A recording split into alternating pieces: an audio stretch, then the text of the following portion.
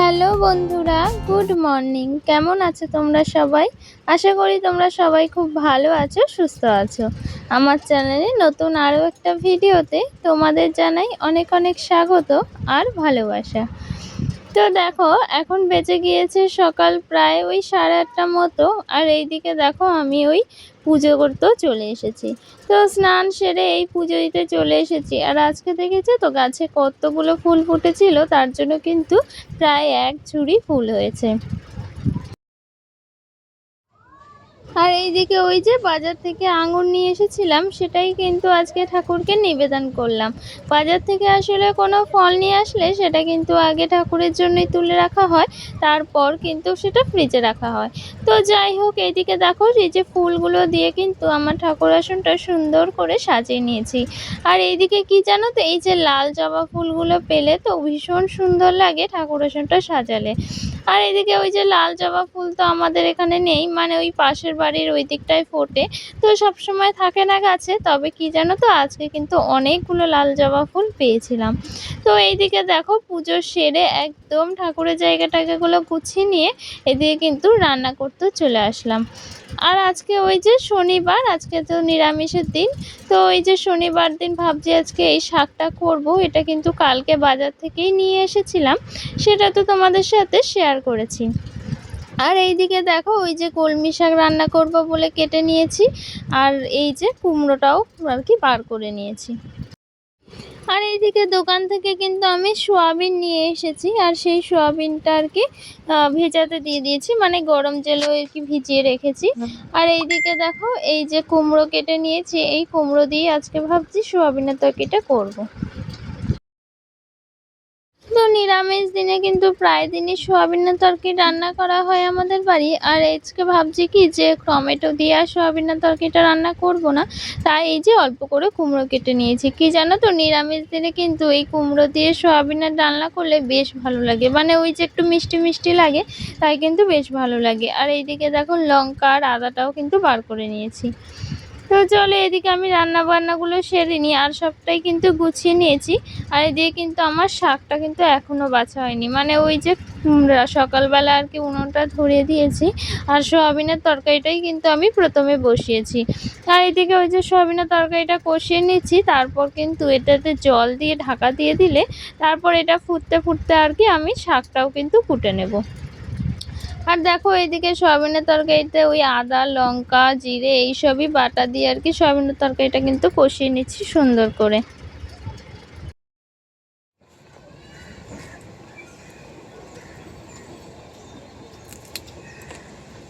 আর এইদিকে কিন্তু আমি একদম উনুন ধারেই শাকটা নিয়ে বসে পড়েছি, কারণ ওই যে উনুন জ্বালিয়ে যদি অন্য জায়গায় গিয়ে বসি তাহলে উনুনটা প্রায় নিভে যাবে। আর এইদিকে কিন্তু আমাকে বারবার উঠে এসে উনুনে জালটা দিতে হবে, তো তার জন্য একদম উনুন ধারে এই যে ঝুড়ি নিয়ে বসে পড়েছি আর কি শাকটা বাছতে।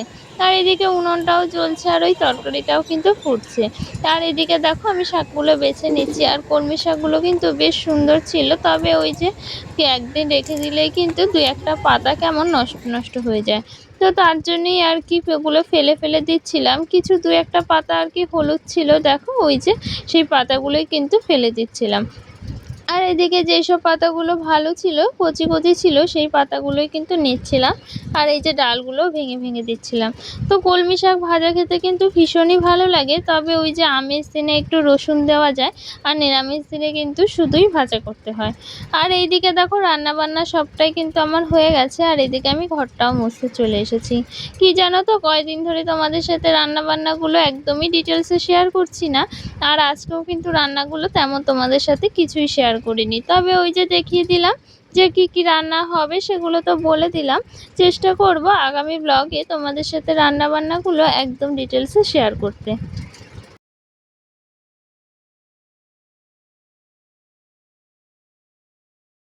আর ওই যে ওইদিকে আমি রান্নাবান্নাগুলো সবটা গুছিয়ে এখন কিন্তু ঘরটাও মুছে নিচ্ছি। আর ওই দুপুরবেলার দিকে ঘর মুছলে কিন্তু বেশ ভালো হয়, জানো তো। আর এইদিকে দেখো, ওই যে তোমাদেরকে বলেছিলাম যে টেবিলের কভার কিনবো, তো সেই কভারটা কিনলে তোমাদের সাথে শেয়ার করব। আজ কিন্তু সেটাই শেয়ার করছি। আসলে কি বলো তো, ওই যে কালকে বাজারে গিয়েছিলাম, তো সেখান থেকে কিন্তু কভারটা নিয়ে এসেছি। কিন্তু কালকে ওই যে রান্নাবান্না ছিল রাত্রিবেলা, তার জন্য কিন্তু কভারটা আর পাতা হয়নি। তো আজকেই ভাবছি একেবারে মুছে টুছে কভারটা পেতে দেবো। তাই ভাবলাম চলো তোমাদের সাথে শেয়ার করি। তোমাদের যেহেতু বলেছিলাম যে কভার কিনলে অবশ্যই তোমাদের সাথে শেয়ার করব, তো তার জন্যই কিন্তু শেয়ার করলাম। আর এইদিকে দেখো, টেবিলের ওপরে কিন্তু আমি সুন্দর করে এই কভারটা পেতে দিচ্ছি। আসলে অনেক দিন ধরেই ভাবছিলাম যে একটা টেবিল কভার কিনবো। আগে যে কভারটা টেবিলের ওপরে পাতা ছিল, সেটা কিন্তু ওই যে আমি ফেব্রিক দিয়ে নিজের হাতেই এঁকেছিলাম। তবে ওই যে অনেক দিন হয়ে গেছে বলে কভারটা কিন্তু নষ্ট হয়ে গেছে প্রায়, মানে রঙটা কিন্তু একদমই নষ্ট হয়ে গিয়েছিল। তার ফলে আর কি পাতলে কিন্তু অতটাও ভালো লাগতো না। তো তার জন্যই আর কি এই যে এই কভারটা কিনলাম। তো বেশ ভালো লাগে, জানো তো, এই ছোট্ট ছোট্ট জিনিসগুলো কিনে নিজের ঘরটাকে সুন্দর করে সাজিয়ে তুলতে কিন্তু বেশ ভালো লাগে। মানে এটাতে যে আনন্দ পাওয়া যায় সেটা কিন্তু অন্য কিছুতেই পাওয়া যায় না। তো যাই হোক, দেখো সুন্দর করে টেবিলটা আর কি গুছিয়ে নিয়েছি। এবার কিন্তু বিছানাটাও গুছিয়ে নেব। সকালবেলা আর কি তেমন একটা বিছানাটা গোছানো হয়নি, আর তোমাদের তো সকালবেলা আমি দেখাইওনি বিছানা গুছিয়েছি। আর কিন্তু সকালবেলা বাসি বিছানাটা তেমন একটা গোছানো হয়নি। তো এইদিকে রান্নাবান্না সেরে একদম বিছানাটা পরিপাটি করে নিচ্ছি। আর ওই যে বিছানাটা যদি অগোছালো থাকে তাহলে কিন্তু ঘরটা একদম দেখতে ভালো লাগে না। আর বিছানাটা যদি একদম টিপটপ গুছানো থাকে তাহলে কিন্তু ঘরের সৌন্দর্যটা অনেকটা বৃদ্ধি পায়। আর কি বলো তো, অন্যের চোখে আর কি নিজের ঘরটাকে এরকম আকর্ষণীয় করে তুলতে সবারই কিন্তু বেশ ভালো লাগে। আর আমরা কিন্তু নিজের সংসারটাকে এরকমই সুন্দর করে রাখতে আর অন্যের চোখে এতটাই আকর্ষণীয় করে তুলতে কিন্তু অনেকটা পরিশ্রম করে থাকি। আর এইদিকে দেখো, এই যে আমি শোকেসটাও মুছে নিচ্ছি। আর এই যে রোজ রোজ যে ধুলো ধুলোগুলো পড়ে সেইগুলোই কিন্তু একটু মুছে নিলে পরিষ্কার হয়ে যায়।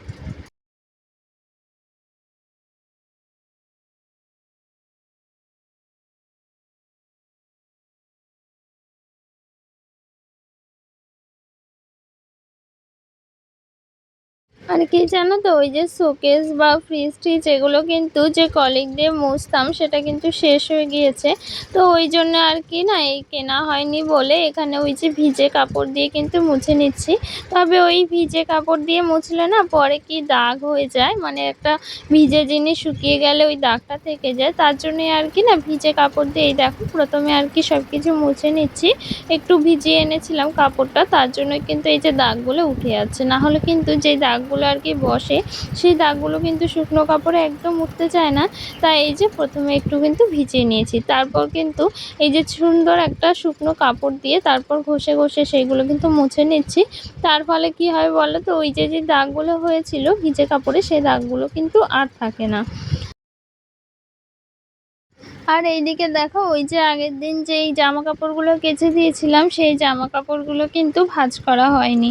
মানে ওই যে আগের দিন বাজারে গিয়ে তারপর আবার বাড়িতে এসে রান্না টান্না করে না আর ইচ্ছে করছিল না আর কি জামা কাপড়গুলো ভাঁজ করতে। তো তার জন্যে আর কি এই যে চেয়ারের ওপরেই জামা কাপড়গুলো ছিল, তাই ভাবলাম এখন যখন সব কাজকর্মগুলো হয়ে গেছে, তাই এই যে জামা কাপড়গুলো সুন্দর করে ভাঁজ করে নিই। কারণ আবার ধোয়া হবে জামা কাপড়, তাও একবারে জড়ো হয়ে গেলে না বিচ্ছিরি লাগবে। তো তার জন্যই আর কি যেগুলো ভাঁজ করে নিচ্ছি।